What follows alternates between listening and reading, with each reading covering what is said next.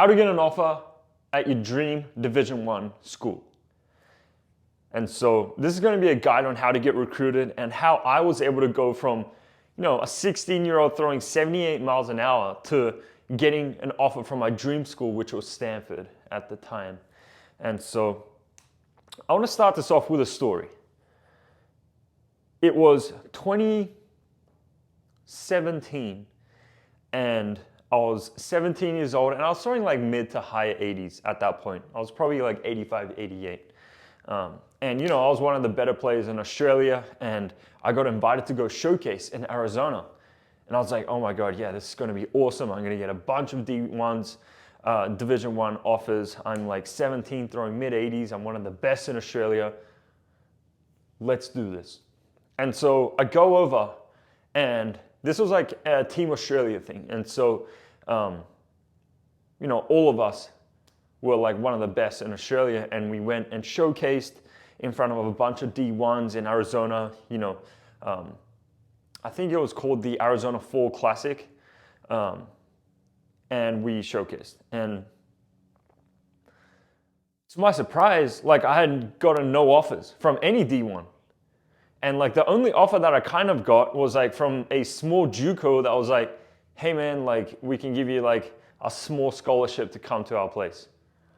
And this was a huge eye-opener for me because, in Australia I was one of the better players and I thought that throwing mid to upper 80s was pretty good. But then I come over to the US and all of the D1s are like, hey man, like if you're not throwing at least 90, like we're not even interested. And so that was like a huge light bulb moment for me. And I tell this story because I see so many kids these days trying to get recruited and they're only throwing like low to mid 80s, and like the thing that they think the thing that's going to get them recruited is more camps, more exposure, more travel ball stuff, like all of this. But the number one thing to get recruited is to become a desired product. And so what does this actually mean? And so let's break that down. So the analogy that I really like is like, imagine you're applying to a job, right? And this job has let's say like 5 requirements for you to meet. And so this one might be, okay, like we want you to know sales, we want you to know marketing, content, like all of this stuff, okay? It doesn't matter what it is. And so prospect number 1 comes in and this dude has, he's pretty good at all of them. He's probably he's got like 3 of these, okay? He knows 3 of these, but he doesn't really know the other 2. And so what are his chances of getting hired? Like it's gonna be like kind of low, right? Because this is the requirements that are required for the job and he only has like 3. Let's say this dude rolls in and he has every single one of them. Now what are his chances of getting hired? Well, it's gonna be pretty high, right? And so if this dude, no matter how many job interviews he goes out and like tries and like how many interviews he takes part in, his chances of getting hired are extremely low because he doesn't meet the requirements that are needed for the job. But this guy, who has all the requirements needed for the job, might only need to go to 1 interview and he'll get hired because he has all the requirements needed. And so how does this apply to baseball? In baseball, to get recruited to a D1, there's pretty much only 2 things that you need to do really well, and maybe like a small third thing. So the first one is going to be, and this is for pitchers, the first one is velo. The second one is academics.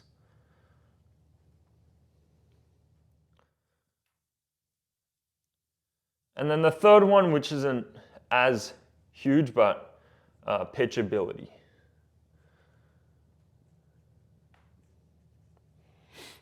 Okay, let's break these down.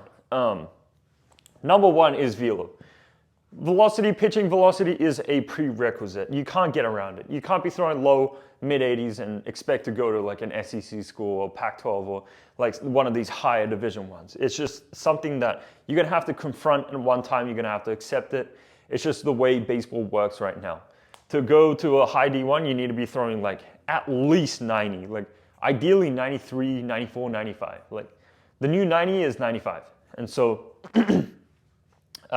this is a prerequisite. And this comes at the top of the list for becoming a desired product and becoming the best candidate for the job, which is to go play Division I baseball. And I'm not saying like, okay, you know, go throw a 98 and you can't literally throw a single strike. Like, that's not what I'm saying. It doesn't have to be these two extremes where, oh, if you throw gas, then you're not going to be able to throw strikes. No, like, just be a decent pitcher and then train to throw gas, because this is going to be the number one metric that college scouts look for to get guys recruited. Like, I'll give you a scenario. So imagine you're a coach, right? A high school coach, and you go up to a college scout and you're like, hey man, I've got a really good guy. I think he's an absolute dog on the mound. He just absolutely dominates. Like, would you want him? And the college scout is like, yeah, like tell me more. And then the coach, you're going to be like, yeah man, he throws so many strikes. Like, he has a banger breaking ball and he just like spots up and is just a dog on the mound. And what's the college coach going to say next? He's going to be like, oh, okay, cool, but like, how hard does he throw?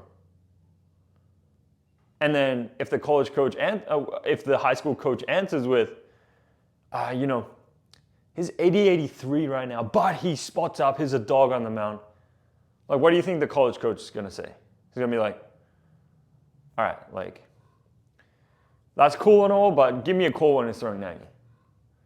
You know, so that's just like the brutal reality of baseball right now. Like, no matter how good you are, like, you're just not going to be able to go to these high D1s if you're not throwing, like, you know, maybe if you're throwing the upper 80s and you're just an absolute dog, you can go there. But anything lower than that, like under 90, your chances are extremely, extremely slim, because you're just not satisfying the first requirement, which is velo for the job. And so, you know, it can be a little bit confusing at times, because you see online and you hear it all the time where it's like, oh, college coaches only care about throwing strikes. And that's what's going to get you recruited. But the thing is, like,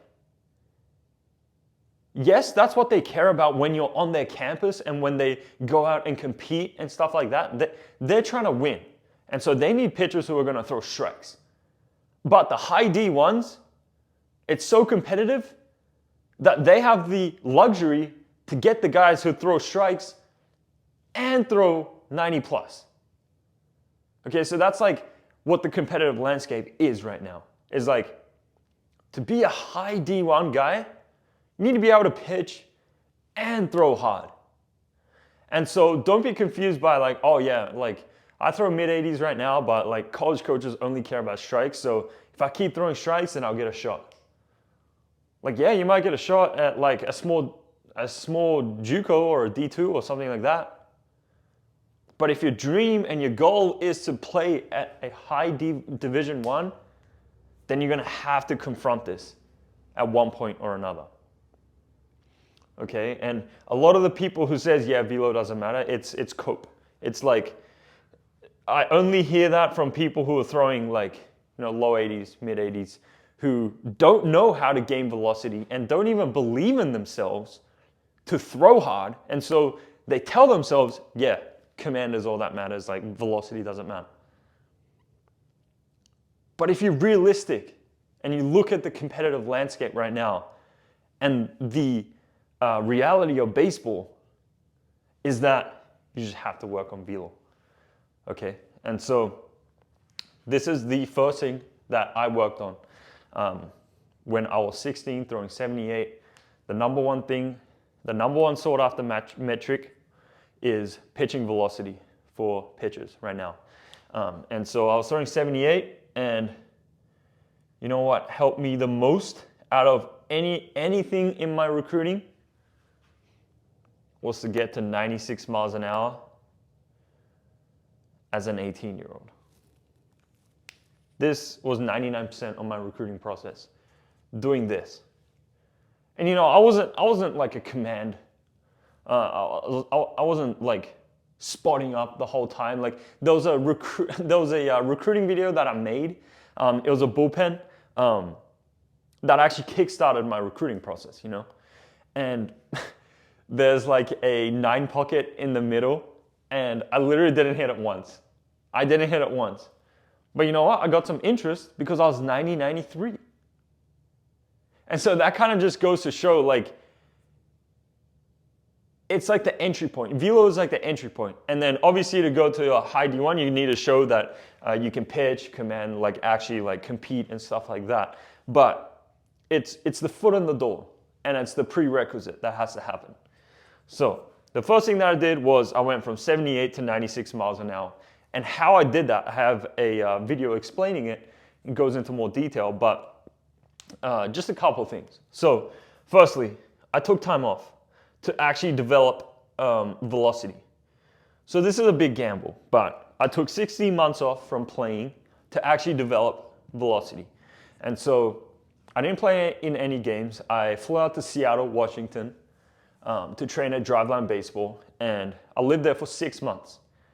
And what we kind of did was I lived in a house with like 10 plus people, 10 plus athletes who all went to Driveline. And we just ate like ground beef every meal of the day. And we talked about velocity development like all day. And my days consisted of wake up, go to Driveline for, I don't know, like 6 hours, come back, eat as much as I could, watch videos of velocity training, talk about it with all my guys, sleep, repeat. And so I took time off to actually develop velocity. I obsessed about it. This was my number one goal in life. And this is something that I do recommend some kids to do if they're brave enough to do it. Because one, it requires you to be like that black sheep where it's like, everyone has FOMO. They all think that going to the next thing, the next travel ball thing, the next tournament, the next whatever is like the biggest thing in the world. But taking some time off, everyone's going to be like, well, like, what happened to you? Like, you're falling behind, man. Let them think that. Let them think that you're falling behind. And then if you can actually take time and obsess about velocity development, you'll make way more progress and you'll come back way better than everyone else. But the caveat is you actually have to work during this time. It's not like you can't be chilling or whatever. It's going to be like even more work than if you were to be playing, because you're taking all this time off.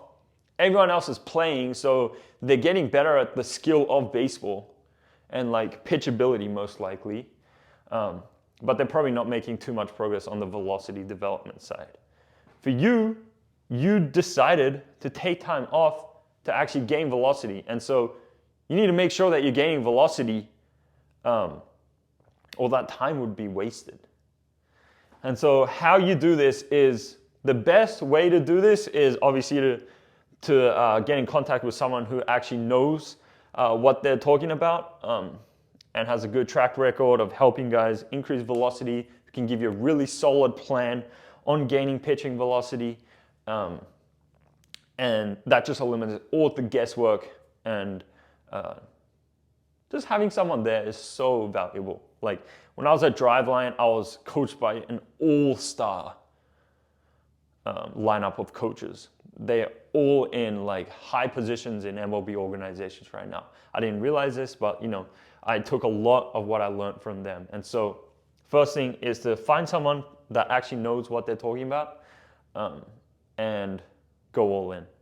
Because if you don't go all in, then it's just going to be wasted time if you do take time off. And the saying that I have right here is to build the engine first, then learn how to control it. So you want to build yourself into the Ferrari, able to throw like mid-90s. Now you're a Ferrari. Now you just learn to control it. Like developing command and like pitchability to a standard of like being able to go out and compete in games is way, way easier than developing, like 60 miles an hour. And so when I say pitchability, it doesn't have to be, you don't have to be Greg Maddux or whatever. It's just like, just being able to compete, not like walking every single dude, but like just going out there and compete, like playing baseball, Like you don't have to have crazy amounts of command. Just have like one good off-speed pitch, one fastball, and just go out and compete. And if you can go out and compete, then you're good enough to get recruited, especially if you're throwing in the mid-90s. Like, you're undeniable at that point. You're a mid-90s pitcher, you can go out and compete, you're getting outs, you're not a command artist, you walk like, one every 2 innings, like that's fine. Especially at this age. So, that's that. Okay, second thing would be, if you have a coach who programs you everything, best case scenario. But if you don't, then I'd follow a couple of these things. So make sure you're doing high intensity throwing days. If you don't have a coach, you don't really know what's going on. So make sure you have a radar gun. That's a must. And do 2 high intensity throwing days a week. This can be plyo velos, this can be pull downs, this can be mound stuff, anything like that. But you want to be recording your progress, getting velo numbers and trying to beat it every single week. And then, every 3 to 4 weeks you can deload. And again, I have a video going more in depth about this. And like lifting, this is going to be huge, like progressive overload, working on power and speed, everything like that. You need to be lifting super consistently. You need to be doing high intensity throwing pretty consistently, especially if you're like throwing low 80s, like high 70s. Like, dude, you gotta start building an engine. Like, start worrying. Like at that point, it's not gonna be about like your lack of 3 degrees of hip to shoulder separation or like that. Like if you're throwing upper 70s to like low 80s as someone who's like 17 years old, 16 years old, then you just gotta focus on building an engine.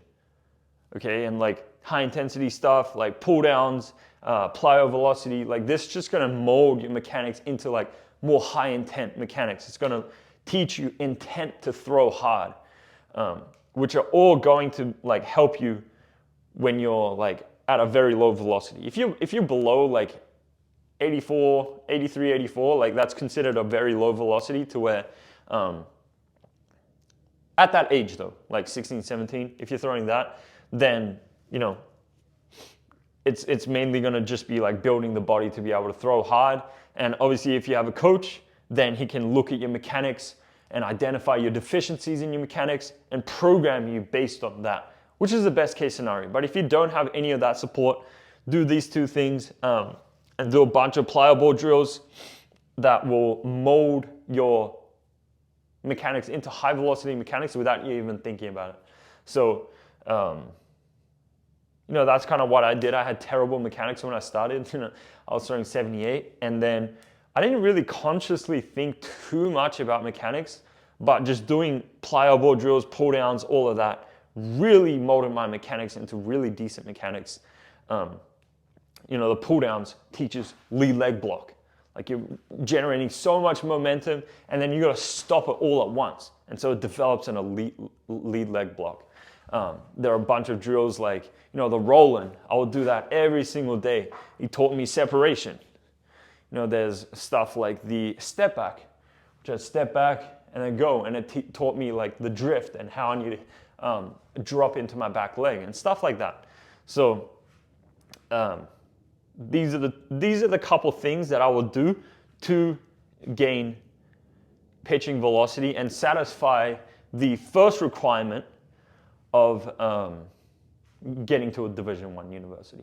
Okay, so the second one, and I want to preface this by saying like this is the overwhelming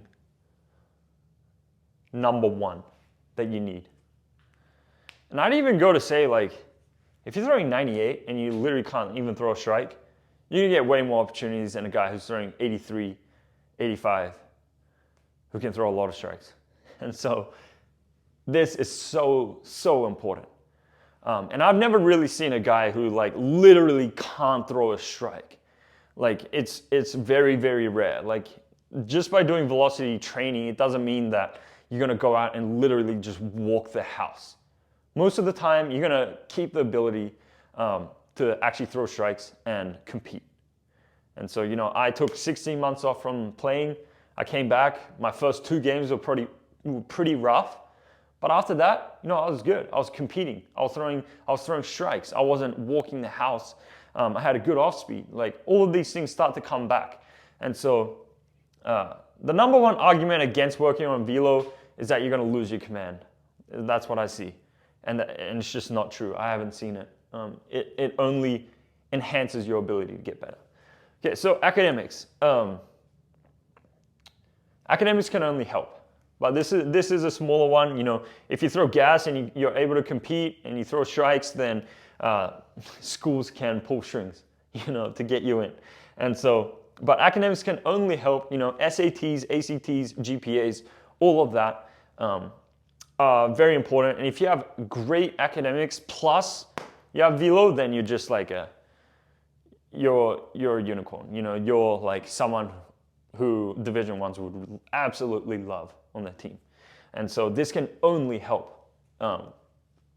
And so, for this, like this really, really helped me, the academics. I had a really good SAT score, which allowed me to get into this thing called the Arizona Academic Showcase. And this was a showcase only for people who had like a SAT score of over 1,300, I think. And so at this showcase, there are a bunch of college scouts, like literally so many. And at this showcase, I was 90-94. And that's when things started to go crazy because schools are like, okay, we don't have to worry about his academics. All we need to worry about is trying to get him on our team. And so I got a bunch of calls because, I was 90-94 and I had a good SAT score. And combined, I just became a very, very desirable product. And so with the academics, I'll definitely work on it. If you don't really care about school, like it is what it is, but try in these SATs because just having a good SAT can get you into like more showcases and give you more opportunities. And so that's the second thing. Okay, the last thing, this one is big, but it's not like super huge just for getting recruited. Like pitchability. This is like, if you're an absolute dog on the mound, you can throw strikes, you have good off speed, then it just like enhances everything. Like you have these 3 things. You have velo, you throw 90 plus, you have good academics, and you can throw strikes and have a good off speed. Like you're undeniable at that point. You can go to any Division I pretty much. And so pitchability though isn't something that I would allocate too much time on because as I said, there's like, I call it MVP, okay? MVP, which is minimal viable pitchability. And so it basically means that as long as you can do certain things, you'll be fine, especially for getting recruited. So like we just talked about, if you can just go out and compete and you're not walking the house, then you're gonna have like decent pitchability. And if you have like just one good off-speed pitch, then you'll be fine. You don't have to have like a 5-pitch mix with like all elite stuff plus model pitches that you can throw for strikes at any count. Like, no, you don't need that. That's like big leagues type stuff. If you're throwing in the mid-90s plus you have 5+ pitches that are graded like over big league average and stuff plus, that's when you're like a first rounder. And so like, yeah, that'd be awesome if that's possible. But for most of the population, you're not going to be able to be like super, super elite in both of these categories. And so if you can only allocate resources and time into one, I'd do it into this, because you can just combine it with MVP, which was pretty much what I was. You know, I didn't throw a lot of strikes. I didn't have 5+ pitches. I had a really good slider. I had a really good fastball, and I could compete. And those are the two things that led to me getting my dream D1 offer. And so these are the 3 things that you need to become a desired product.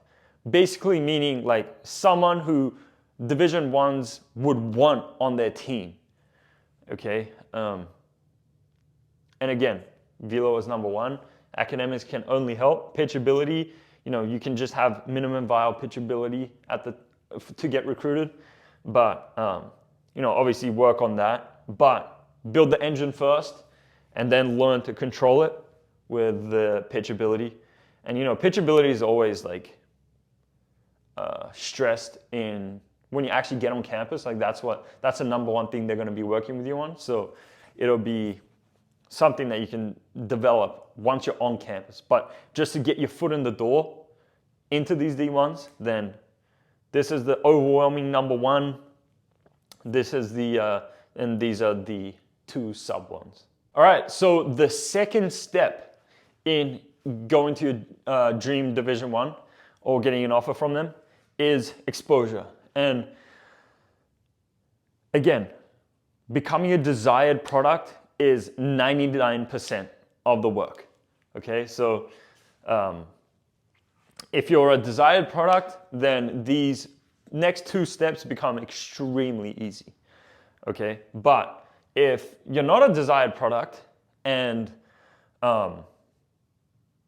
if you're not a desired product, there are 2 options that you can work on it to actually become a desired product. But if you're out of time and you really need to get recruited right now, then these are the 2 steps that you would have to really focus on. But the ideal scenario is you actually have time to become a desired product and then like be the best candidate for the job, which is to go D1. And then you can take a couple interviews and you get hired or recruited. But if you're not the best candidate, then you might have to do a lot of this stuff. And so this is step number 2. So with the exposure, first thing you can do is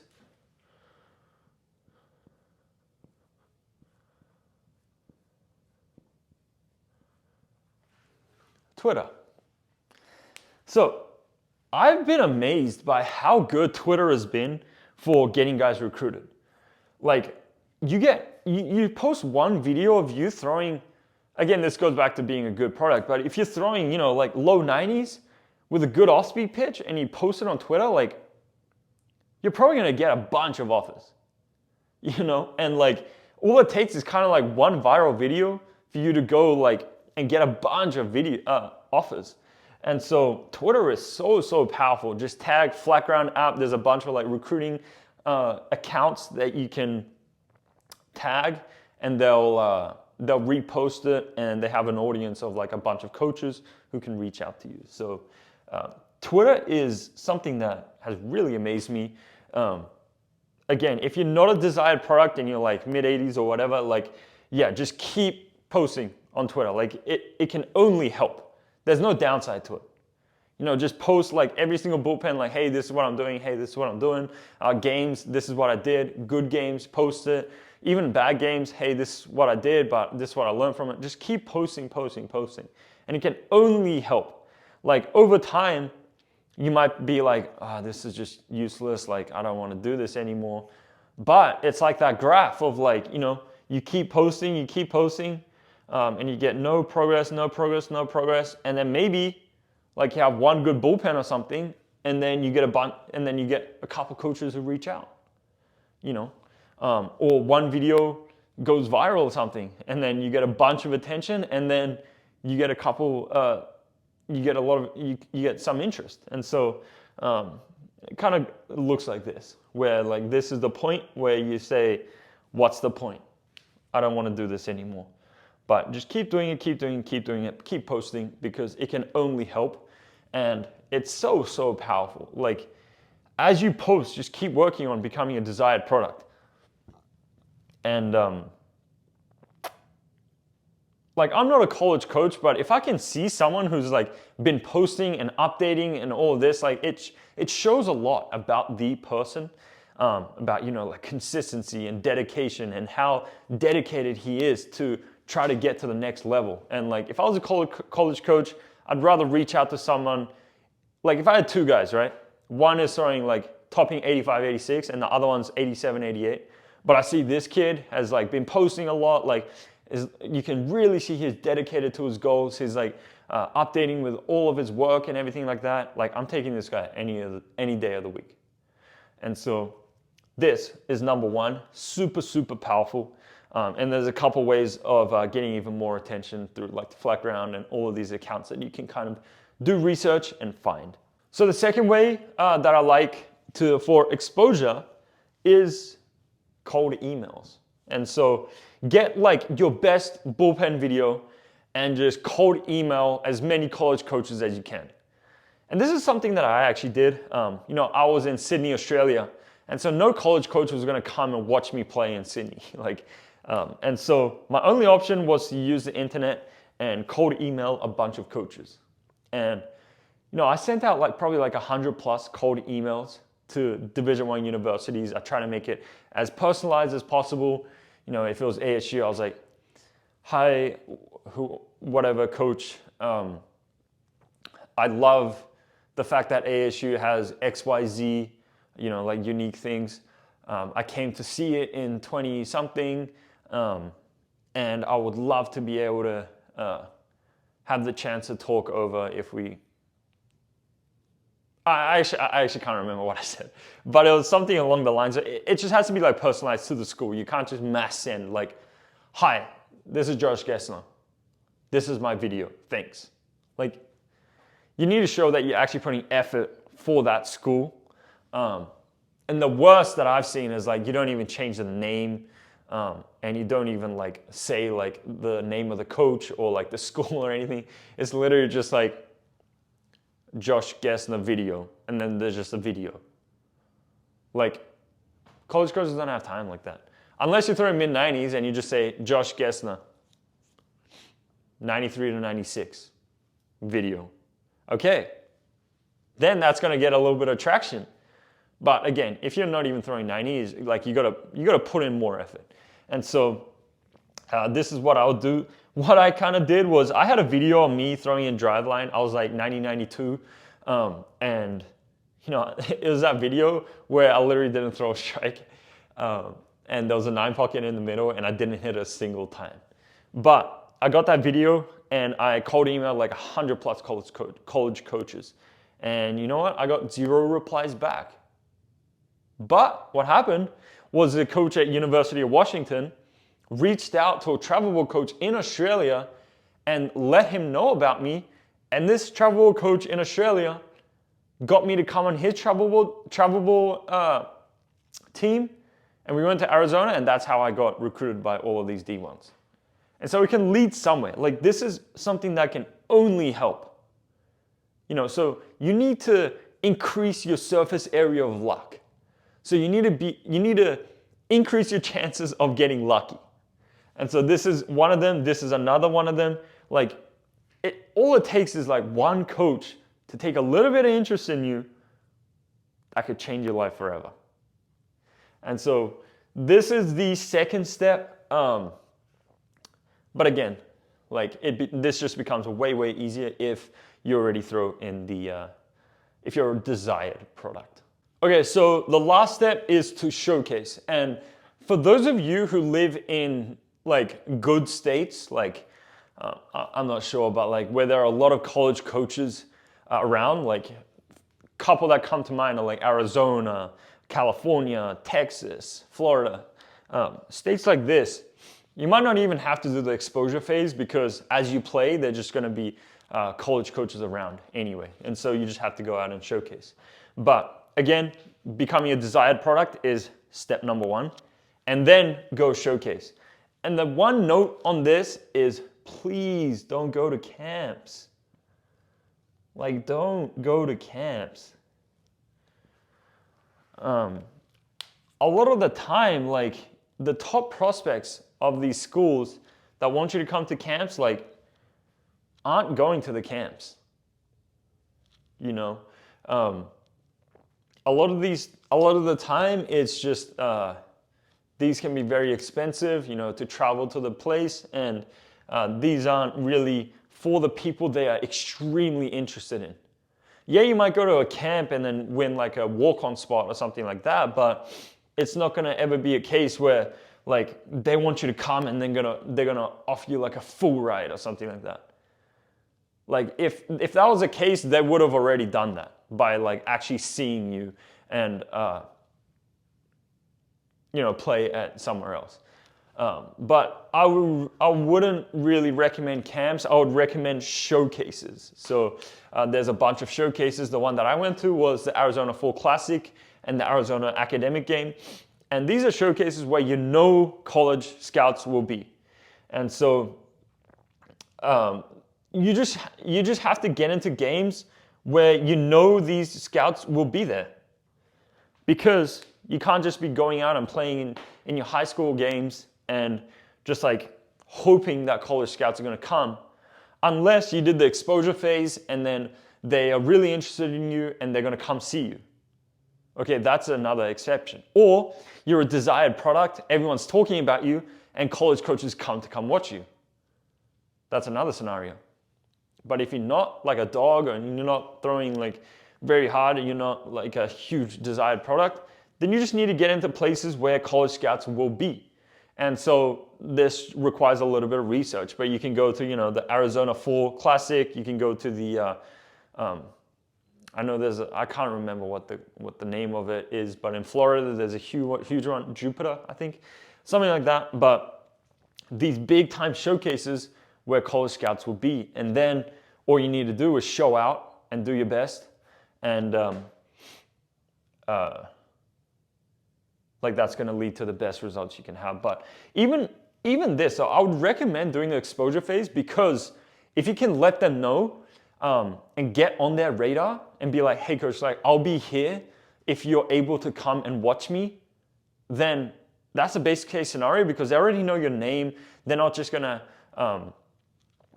it's not a case where they're like wandering around and then they see you and they're like, oh, this guy's good. It's like, no, yep, I know that guy. He contacted me through whatever, email. I'm going to watch him just for a little bit because, he reached out to me. And if you impress him, then that's what happens. So that's what happened to me with Stanford. It was actually a little bit different with Stanford though, because I was in Arizona and we were really trying to get them to come and watch me, because I knew if they came to watch me, then they would want to offer me.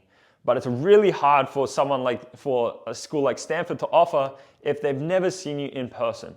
And so we're really trying hard to get them to come. But in the end, they weren't able to come and they didn't watch me. And I thought that that my chance of going to Stanford was 0. But down the line, they had an opening come up and I got an offer from them. But needless to say, I will do the exposure phase just so that you get on the coach's radar and you can go out and showcase and try to get them to come, or like try to set something up to where they already know your name and they want you to come, okay? This would be the only case that I would consider camps, is if they're very interested and they can't come out to showcase and they're like, look, like you can come to our camp to showcase if you want. And you just have to kind of like think of, okay, is it worth it? Financially it's a lot, time commitment, it's a lot. And so if it's your dream school and you really want to go and they're not able to come out to your showcase, maybe that's the time to gamble on yourself, give yourself the best shot of actually achieving your goal, and just go out and shove at these camps. So to recap, these are the 3 steps. Become a desired product. Number one, 90% of your whole recruiting process is going to be from actually being good enough, from throwing hard enough, having good academics, and just being able to go out and compete. Do this and everything else becomes so much easier. And the last 1% is exposure, social media, cold email, stuff like that, showcase, get into places where college scouts will be, and just go shove. And so, but number one is to become a desired product. And inside of that, the number one metric for pitchers is velo. If you're throwing mid-90s and you can go out and compete, you have decent academics, then there's no reason why you won't be able to go to a good D1.